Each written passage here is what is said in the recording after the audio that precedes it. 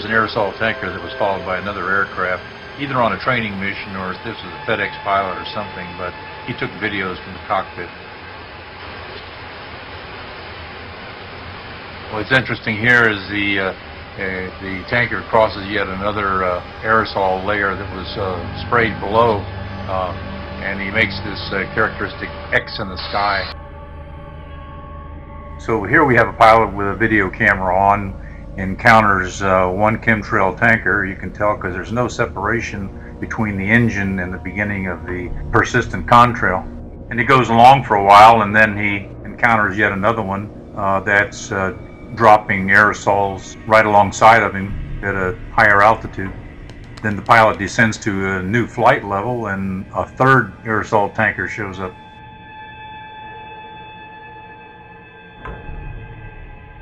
Here's a passenger in an Oriental aircraft taking pictures outside the windows of aerosols that have been laid down.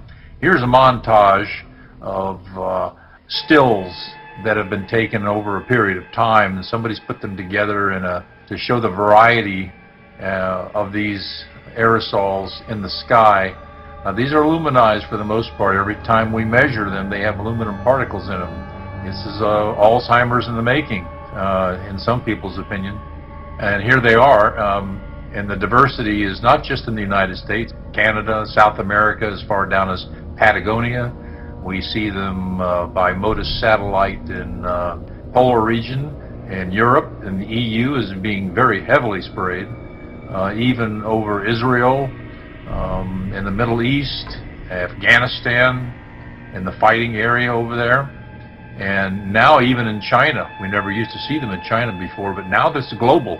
Even over the open waters of the Atlantic and the Pacific, the Hawaiian Islands are inundated with these things.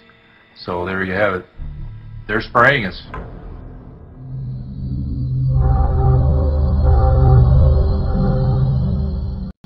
Chemtrails. On the internet, they are cited as proof of the government creating clouds to combat global warming.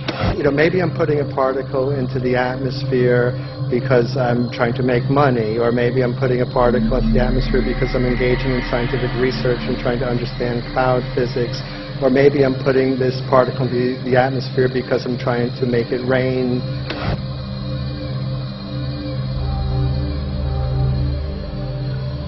This is one of the boldest moves, I think, from Ed Griffin yet. This is the taboo topic that nobody's supposed to talk about, and that is aerosol spraying. This obviously raises all kinds of questions. It's hugely risky.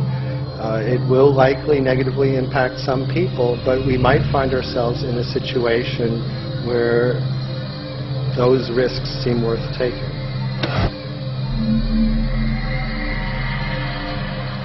Why is this being allowed to be sprayed continually all over the United States, all over the world?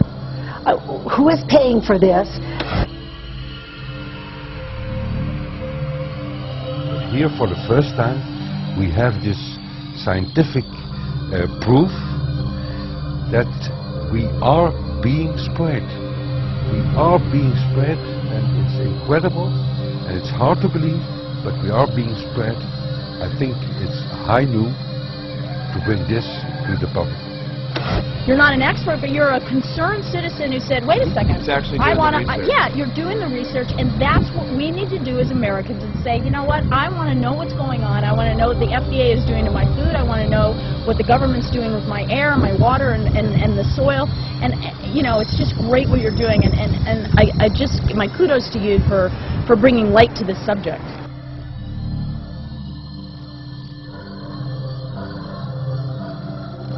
What in the world are they spraying? Thank God people are asking this question. That's all we want. We just want to be able to ask these questions. We asked the question, what in the world are they spraying? And we now know what it is. And folks, you're not going to like it.